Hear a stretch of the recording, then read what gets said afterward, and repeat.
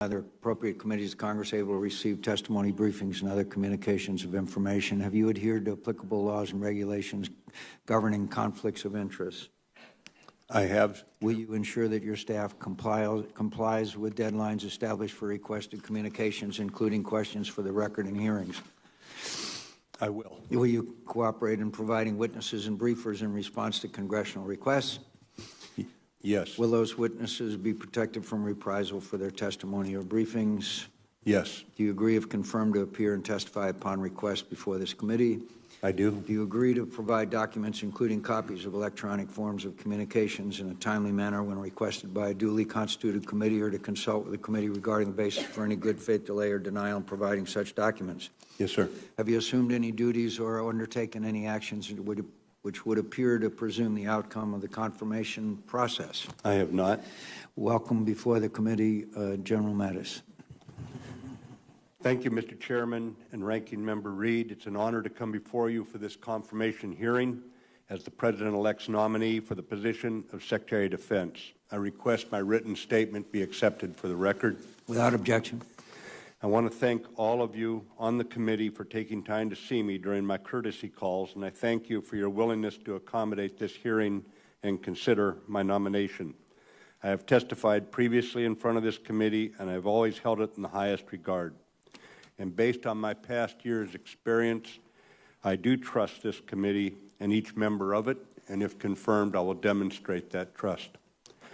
I wish to thank former Senator William Cohen for so kindly introducing me this morning, and I'm equally grateful to the long-serving former chairman of the committee, Senator Sam Nunn, for his strong support.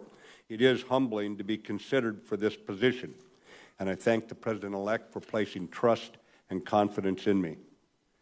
When this unanticipated request came, I was enjoying a full life west of the Rockies. I was not involved in the presidential campaign, and I was certainly not seeking or envisioning a position in any new administration. That said, it would be the highest honor, if I am confirmed, to lead those who volunteer to support and defend the Constitution and to defend our people.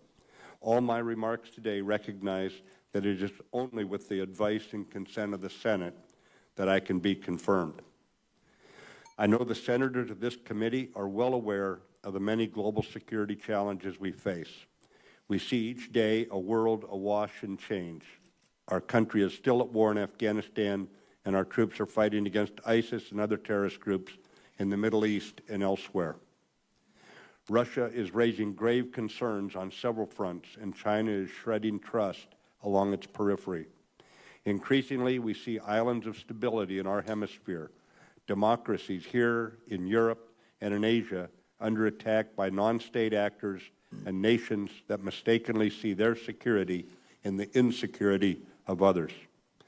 Our armed forces in this world must remain the best led, the best equipped, and the most lethal in the world. These demanding times require us to put together a strong national security team here in Washington.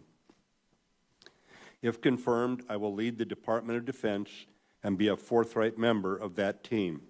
I recognize that I will need to be the strongest possible advocate for military and civilian personnel and their families.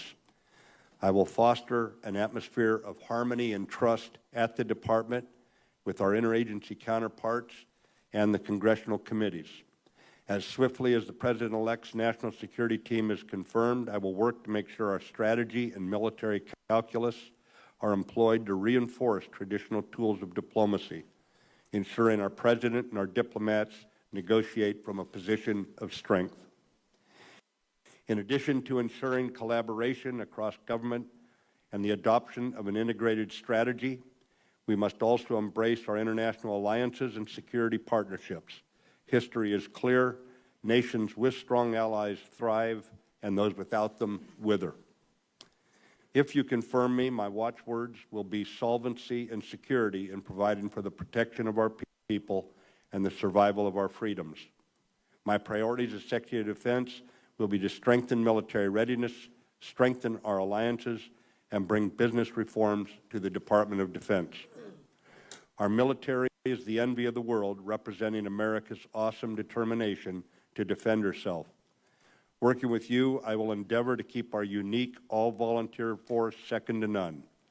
We open the door to all patriots who are eligible and meet the standards, provide them with the training, equipment, and leadership essential to their success, and ensure all service members are treated with dignity and respect.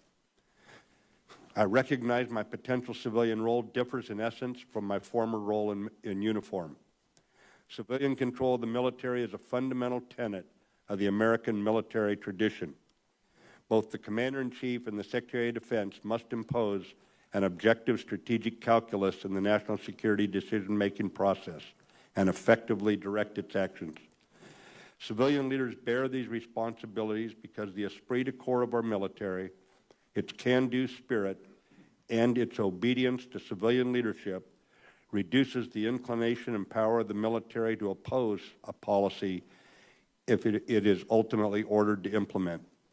If the Senate consents and if the full Congress passes an exception to the 7-year requirement, I will provide strong civilian leadership of military plans and decisions and the Department of Defense.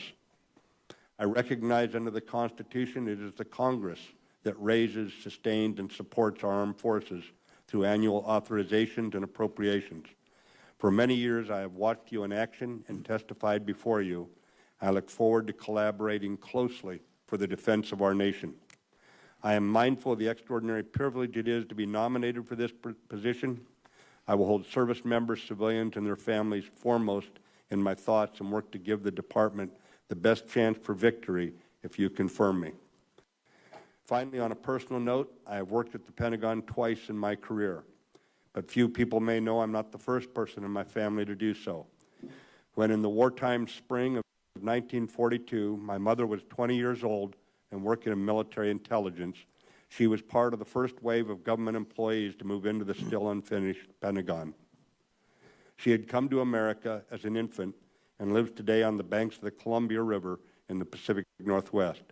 Little could she imagine in her youth that more than 90 years after she immigrated to this country and 75 years after she first walked through the doors of the War Department, one of her sons would be sitting here before you today.